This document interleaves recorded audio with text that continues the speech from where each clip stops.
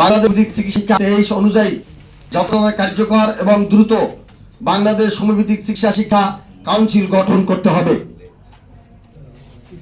3 বেসরকারি homeopathic medical college ও হাসপাতাল homeopathy শিক্ষক চিকিৎসক কর্মকর্তা কর্মচারীদের মাসিক শতভাগ বেতন জাতীয় বেতন স্কেল 2015 অনুযায়ী প্রদানের নীতিমালা সহ প্রয়োজনীয় ব্যবস্থা গ্রহণের জোর দাবি জানাচ্ছি।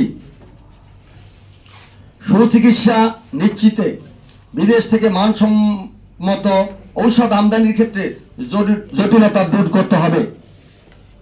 হোমিওপ্যাথি উন্নয়নের জাতীয় পর্যায়ে গবেষণাগার স্থাপন এবং সরকারি হোমিওপ্যাথিক মেডিকেল কলেজের রিসার্চ সেন্টারে জনবল বৃদ্ধি করতে হবে।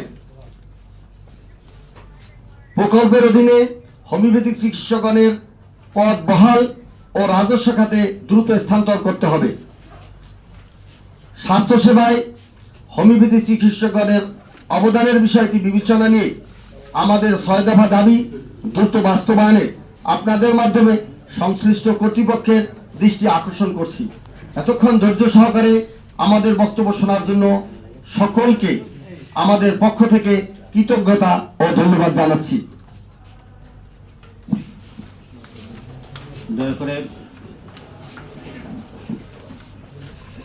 আপনাদের সাংবাদিক বন্ধুদের যদি আমাদের কাছে কোনো প্রশ্ন থাকে তাহলে আপনারা আমাদেরকে প্রশ্ন করতে পারেন।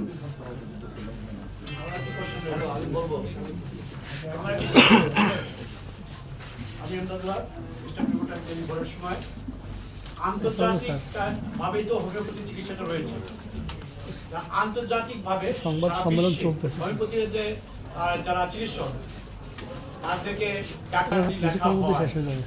তাহলে বাংলাদেশে কেন লেখা হয় না, সেই মর্মে আপনারা জারি করেছেন কিনা?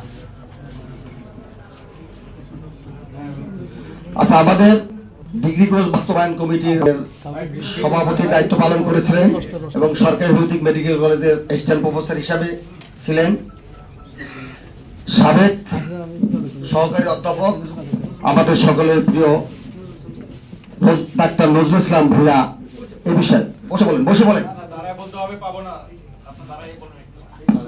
বলছেন।